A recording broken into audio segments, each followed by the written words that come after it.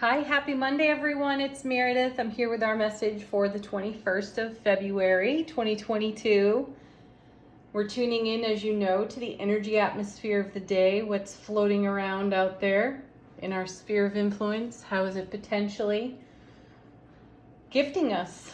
Bonfire Tarot, my favorite of all tarot decks. Thank you for being here with me. I appreciate your likes and shares, subscriptions, simply viewing. Thank you. All right, we have Wisdom of the Oracle as our first card. I just simply asked, what does the collective divine oracle have to say to us today? And the dryer buzzer goes off. That's cute. Okay, we have round and round. Ooh, cycles and layers. Very appropriate card, actually. This has been a topic of conversation recently about the revisiting of life experience and how many of us feel we've come to completion with something or other, and then we are revisited by that something or other, and there's a little bit of genuine wonderment for, why am I here again? Well, there could be a pattern. There could be a pattern of belief system and programming. And so the cyclical nature of certain energies revisits us so that we have an opportunity to address whatever situation or circumstance is cycling back around for us. So it's not about how many times we are revisited by something out of our memory field that we thought we were done, full, complete with. It's more about the wisdom and the seasoning that the cyclical nature of life experiences provides for us. So this is a really nice card. If you're feeling challenged by aspects that have felt in the past less than ideal, perhaps the consideration here is, if I'm being revisited by a circumstance, a memory, how is it blessing me? How is it gifting me? How is it giving me contrast and perspective to see, witness, be in full awareness of my strength, my wisdom, my tenacity, my self-relationship to have traversed those experiences? And let's flip the coin on this too. The same goes for all of our positive experiences too. Nobody complains about those repeating ever. And that's an opportunity for expanding gratitude, isn't it? So take a look at what is cycling in your world at this time. And if some parts of that cycle feel less than ideal, as mentioned, consider the gift and the blessing it's bringing. It's not necessarily there to remind you of a past wound or hurt. It may be there to remind you of how far you've come. So consider that, because if we're taking a look at things that are less than ideal or being revisited by this, how are we affirming that now experience? Are we anchoring it and keeping it as a story, therefore affirming that this is what I'm choosing? Because if you're choosing something that you want to change and you're not doing anything different about it, then you're deciding to keep it right where it is. So ask yourself if you're doing that on repeat too. You're not changing, you're not growing if you're continuing to choose the old story. All right. Additionally, let's take a look at, this deck is called The Answer is Simple. Oh goodness, let's hope it is, right? 2 cards fell out of the shuffle for this one, and we have Share Your Gifts. Ooh, I like that. And Start Anew. How appropriate are these 3 cards together? So perhaps some of us are getting a message about sharing our gifts on repeat. Perhaps that's a cycle that's come through too for us. And are we ignoring that? Are we taking steps? Are we even in consideration for sharing our gifts? And start anew. Gosh, that's really amazing. I just had this conversation with someone, and we were talking about,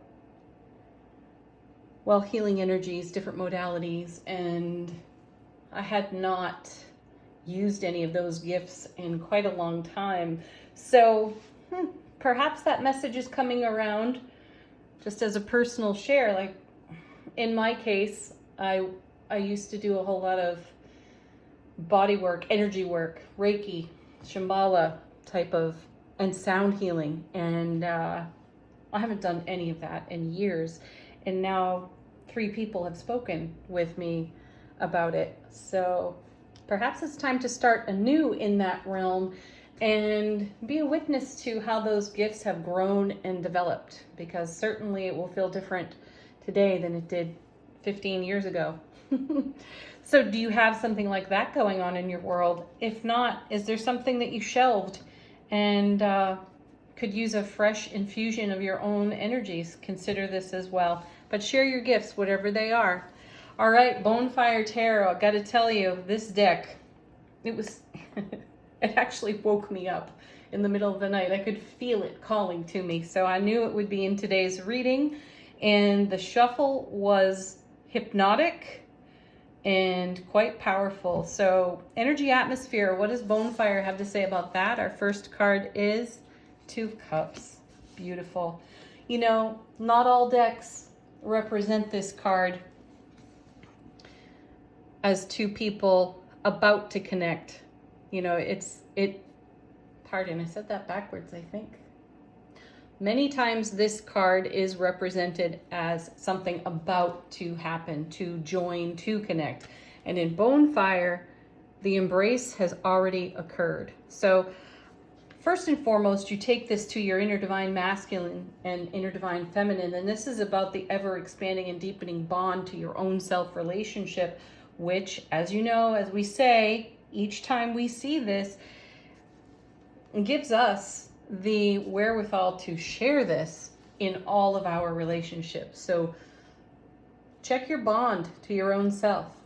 Check your self-care, your self-nurturing. Are you meeting all of your needs? And go a step further. Are you bringing 100% of yourself to everything that you wish to grow, develop, and create in your world? These cards are fascinating today because we're being given an opportunity to take another pass and another look and to consider things differently. And the 2 of Cups is a great support card for this. So now moving out into the sphere of influence, this is how we are connected to the nearest and dearest in our world. Some people also take this card to a career, business, collaborative type of level. I'm not necessarily feeling that as I look at it today, though I do feel so much more the interconnection with self, which allows us to offer 100% to what is near, dear, most important, high priority to us. Coming with, very nice, Page of Pentacles. You know, as I look at that, and these 2 cards together specifically, I feel savor what's now and really enjoy what's right in front of you. I know this being is, you know, making lemonade out of lemons. I feel, though, it's a message about our energetic resources and where we spend them, how we spend them. And the 2 of Cups is a great reminder of how we are spending energy, investing energy in our own selves, therefore having so much more to offer on overflow everywhere else. And I sense that the Page of Pentacles is another great representation of starting anew, because pages are novices, they're beginners. And while we may have great experience, there are new considerations on offer to us. So we can bring the wonder and the awe of a page to something we're very experienced with and express it in a whole new way. So yeah, do it. And then the next Three cards all fell out together. The first of which is the King of Wands. We have then the Eight of Cups and the Six of Cups. This is really beautiful. The King of Wands, kings and queens are masters. They speak to us of self-mastery in tarot. And here we have creativity and passion and inspiration, skill and talent in that king. And we have the divine masculine energy motivating action. A motivation to take action and move, walk in the direction of Eight of Cups. The Six of Cups. This is the soulmate card. So we've got a soulmate energy here in the Two of Cups and the Six of Cups. And this is such a divine message of how the universe speaks to us. You have an overflow, an abundance of resource. You can move masterfully in a new direction. You can revisit your skill and your talent and consider how you would share that now in any way, whether that's in your work, whether that's in your self-relationship or your other priority relationships. There's so much there to offer that's fresh. And that feels exciting. This is also, the Six of Cups is a great card about listening to your soulful presence, channeling for your own self so that you are moving and transforming in a direction that truly fulfills you. We've got the Ace of Cups to the power of 8 to the power of 6 here. This is a divine overflow, lots of opportunity with the Pentacles here in the page, and fresh starts and new beginnings. And everyone is, you know, kind of looking to the horizon and feeling excited about an upcoming change of season. So we could have some fresh, impassioned, inspired ideas to take action on. So take that where it's most relevant for you. All right, what's on the bottom of the deck? Actually, where is the deck? Here we go. Okay. Nice. Oh, I like that because we have the King of Wands. Now we have the Queen of Swords. I love her. We've seen a bit of her recently. And she's that beautiful, no-nonsense queen. She doesn't put up with bullshit at all, especially her own. And it's a great quality. She's direct. She's to the point. She speaks the truth with clarity. She is connected to her inner strength, her soulful presence. And that's how she decisively, succinctly communicates. And then we have the Sun. Happiest card in tarot, coming along with the Moon and the Lovers. Wow, look at that. What a great support message from the bottom of the deck, because this is all in the unseen. So this is what the universe is aligning on our behalf, and it's so sweetly supported by the upper cards as well. So these cards are confirming this message beautifully. And with the Sun and the Moon there, we've got cycles again. With the Lovers, we still have the embrace of self-relationship and all of our other relationships. We have a succinct and decisive attitude at this time being contributed to us by the universe. So this is all a great support of the message of the other cards. Great, great confirmation. I also feel here there's the spin on it that all of what's unfolding in these now moments that we are savoring, cherishing, what is so, so precious to us, the universe is adding just that extra bit of miraculous magic to it. It's bigger and better than we have dreamt it, or even envisioned it for ourselves.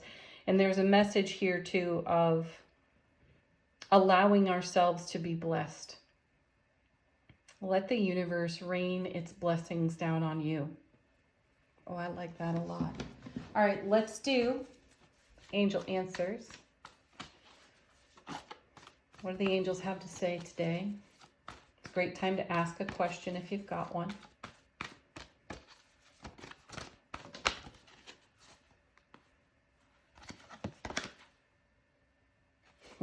Communicate clearly. That's our queen right there. I feel Just the simplest of messages. Speak from the heart.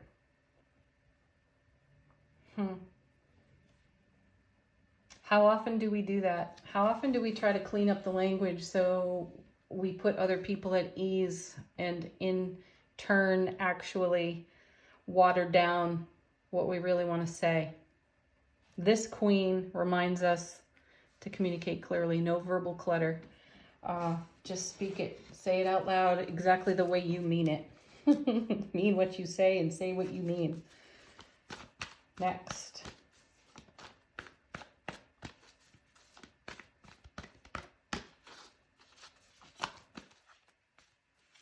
Wow, that's great. Here's the romance card. See? Beautiful inner connection with self. You are the greatest romance of your own life. And look at the overflow of that energy in the reading with the Two of Cups, the Lovers, now this one. This is what we have to offer. So speak from the heart. Share the love and the light that you are. Share your gift, the gift of you.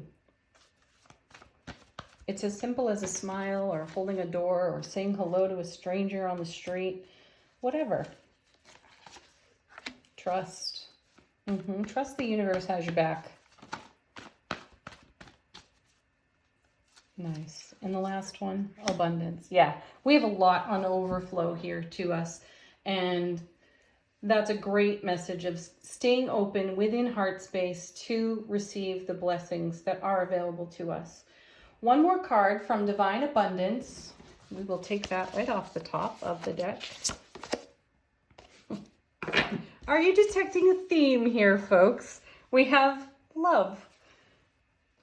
Divine Source is the idea that no person, place, or thing is your salvation. Only love itself. Yes.